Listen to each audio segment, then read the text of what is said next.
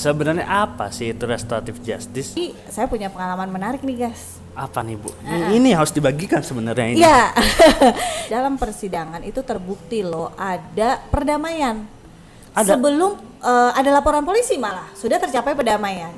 Di jauh sebelum masuk ke persidangan ya? Iya, tapi karena memang korban ini menginginkan proses tetap berjalan, berjalanlah itu semua.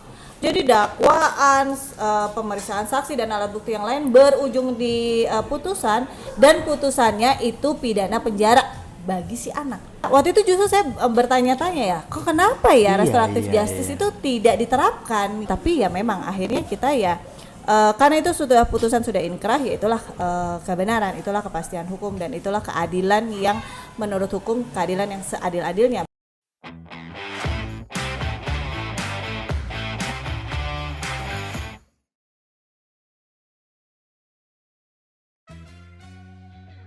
Kembali lagi di Hits Hukum Itu Tentang Semua. Bersama saya Bagas. Dan saya Dia.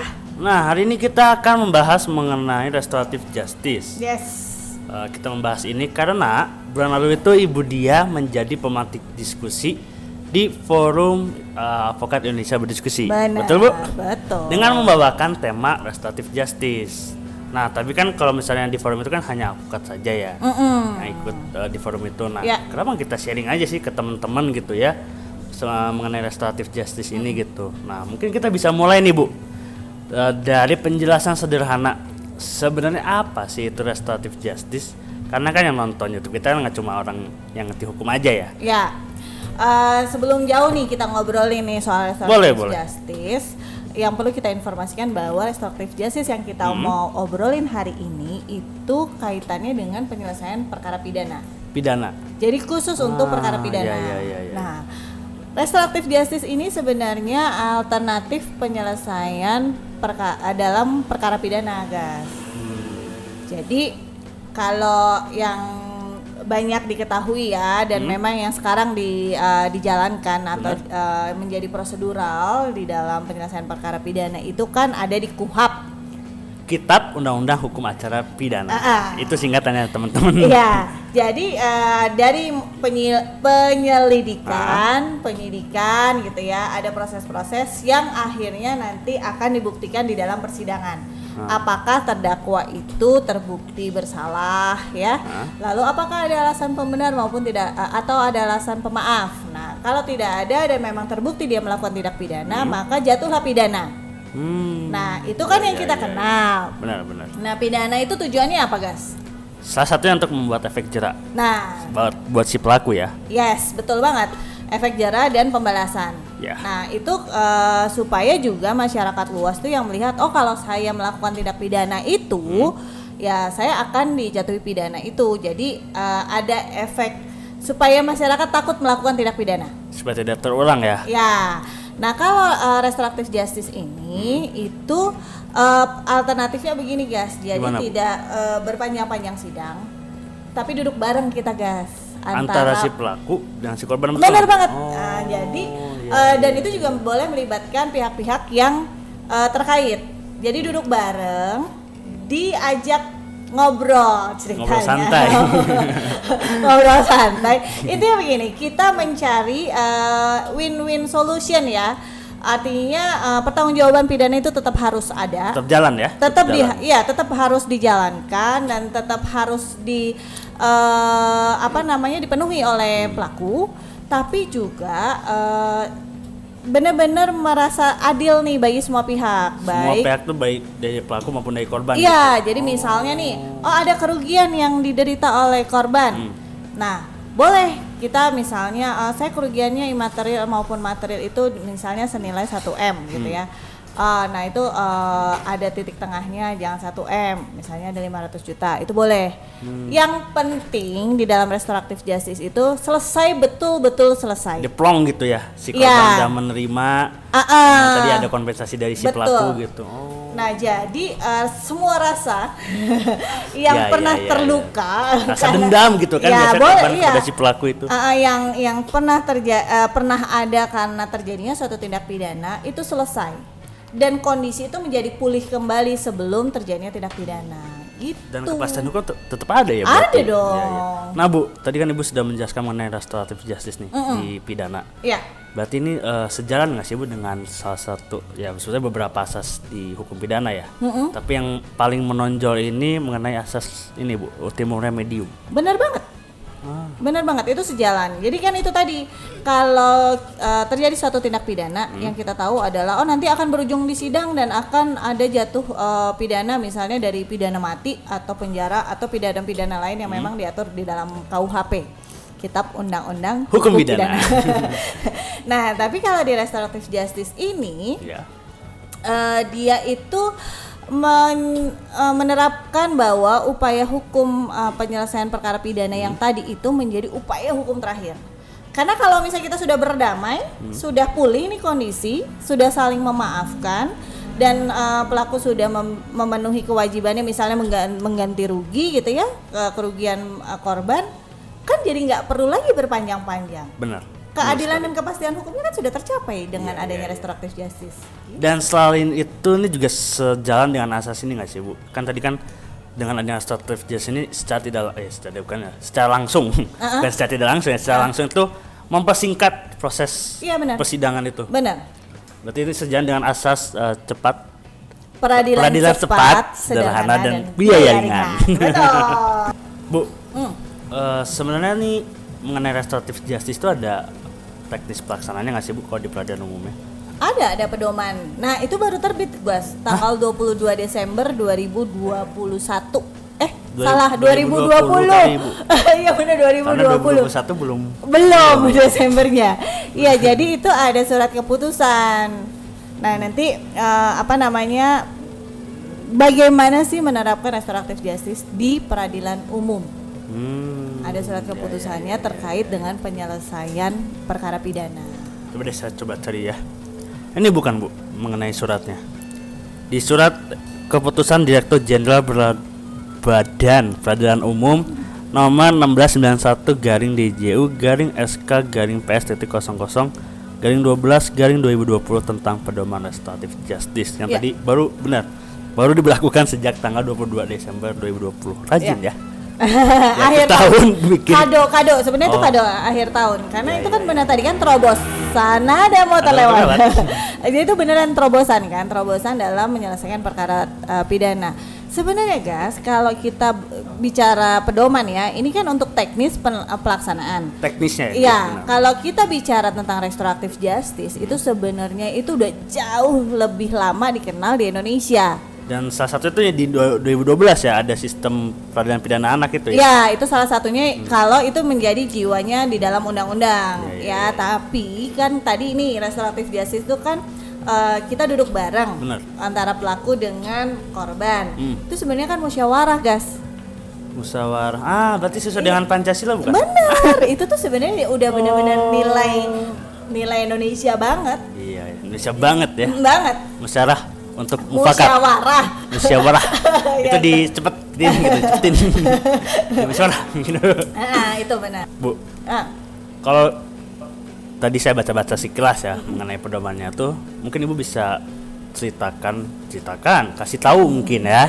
Sebenarnya yang diatur di dalam pedoman restoratif justice ini tuh untuk tindak pidana apa aja sih? Apakah seluruh tindak pidana atau hanya sebagian tindak pidana? Nah, kalau motor lewat lagi. Kalau tindak pidana itu kan kita tahu ada yang di dalam KUHP, Kitab Undang-Undang Hukum Pidana, ada yang di luar, artinya diatur oleh undang-undang khusus. Ya, salah satunya tipikor bukan? Ya. Nah, tapi kalau kita bicara tentang pedoman ini, itu hanya 4. 4? Iya, 4 kategori jenis tindak pidana. Betul. Jadi yang pertama itu tindak pidana ringan. Yang kita singkat biasanya tipiring biar cepat. Lalu yang kedua itu tindak pidana yang melibatkan perempuan. Jadi si pelakunya perempuan. Ya, misalnya begitu. Lalu yang ketiga tadi yang tentang melibatkan anak di undang-undang yang 2012 itu. Nah, itu juga malah dipertegas di pedoman ini. Nah, yang keempat itu yang kaitannya dengan narkotika. Narkotika. Jadi cuma 4 itu yang bisa diselesaikan dengan restoratif justice berdasarkan pedoman teknis ini. Nah, kalau tip piring ini kan banyak lagi kan jenis-jenisnya. Ada ya, benar. Itu untuk detailnya ada di pedoman ini. Kalau pertanyaanmu itu berkaitan pengalaman yang pedoman ini, ya sesuai dengan pedoman restoratif justice ini. Belum, ini kan baru banget, Gas. Ya si akhir tahun kemarin. Akhir tahun, ya paling berarti berapa 4 bulan yang lalu lah ya. Iya, benar. Itu belum. Tapi kalau saya kita bicara soal restoratif justice secara keseluruhan, itu saya punya beberapa pengalaman. Kalau yang tercapai itu lebih ke restoratif justice. motor. Restoratif justice pada saat penyidikan. Jadi dihentikan karena sudah berdamai gitu kan. Tapi saya punya pengalaman menarik nih, guys. Apa nih, Bu? Ini harus dibagikan sebenarnya ini. Iya. Jadi beberapa bulan lalu, jadi beberapa saat sebelum pedoman ini diterbitkan, saya pegang. Jadi detik-detik sebelum pedoman ini dikeluarkan. Oh, detik-detik. Iya. Agak lebay tapi ya memang begitu kenyataannya. Jadi sebelum pedoman ini diterbitkan, saya pegang satu perkara bersama teman-teman satu tim sebagai penasihat hukum untuk perkara pidana yang kalau kamu mengikuti berita viral aja. Saya suka yang viral ini. Ini lumayan viral. Jadi melibatkan beberapa pengendara moge yang dari Bandung. Tapi lokus deliktinya ada di Bukit Tinggi, di Sumatera Barat. Tahu kasus ini kan sangat viral ya. Iya, jadi sempat menggemparkan. Iya. Kejadiannya di Bukit Tinggi, viralnya sampai Bandung ya. Iya, karena memang rombongan dari Bandung. Iya sih, benar. Nah, itu saya salah satu dari tim penasihat hukum yang dewasa, karena terdakwanya 5, yang 1 anak, yang 4 dewasa. Anaknya berarti masih umur 16 tahun ya? Iya, 16 tahun. Nah, iya benar. anak ini di-split menjadi 2 perkara. Nah, walaupun saya tidak memegang perkara yang anak, tapi karena di dalam perkara yang anak ini yang 4 dewasa menjadi saksi, begitu juga sebaliknya. Jadi saya mengikuti sekali dong perkembangan persidangan yang anak. Nah, ternyata, Gas, kenapa tuh, Bu? menurut saya ya seharusnya waktu itu tuh diterapkan sangat diusahakan untuk mencapai restoratif justice gitu ya. Tapi malah ini enggak sama sekali. Enggak. Jadi bahkan permohonan diversi itu tidak dikabulkan. Bisa nih dijadiin studi kasus buat saya nih yang lagi nyusun skripsi. Nah, jadi di persidangan itu berjalan sesuai dengan prosedur di KUHAP dan pengadilan anak ya yang diatur di dalam undang-undang tahun 2012 itu. Jadi nggak ada mekanisme ada ngobrol didamaikan gitu. Padahal, Gas, di dalam persidangan itu terbukti loh ada perdamaian.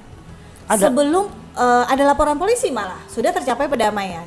Di jauh sebelum masuk ke persidangan ya? Iya, jauh sebelum masuk ke persidangan. Nah, jadi waktu itu majelis hakim memang menanyakan kepada korban, pernah nggak terdakwa ini ketemu lagi sama korban? Pernah. Terdakwa juga ditanya seperti itu, bilangnya pernah. Apakah pernah terjadi perdamaian? Sudah minta maaf atau belum? Dijawab sudah. Tapi karena memang korban ini menginginkan proses tetap berjalan, berjalanlah itu semua. Jadi dakwaan, pemeriksaan saksi dan alat bukti yang lain berujung di putusan, dan putusannya itu pidana penjara bagi si anak. Fiksi, ini bisa jadi studi kasus.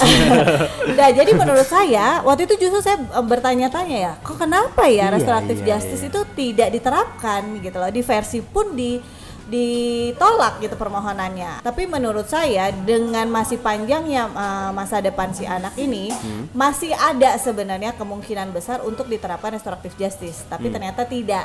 Ya memang itu sepenuhnya adalah kewenangan majelis hakim ya berdasarkan fakta-fakta di persidangan gitu.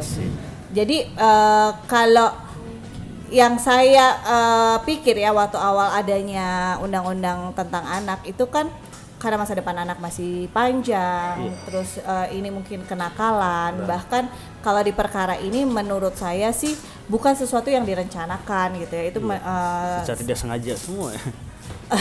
Kalau dibilang tidak sengaja atau sengaja, memang akhirnya memang dia sengaja, tapi bukan sesuatu yang direncanakan, itu sesuatu yang spontan terjadi, spontan dilakukan oleh si anak ini gitu.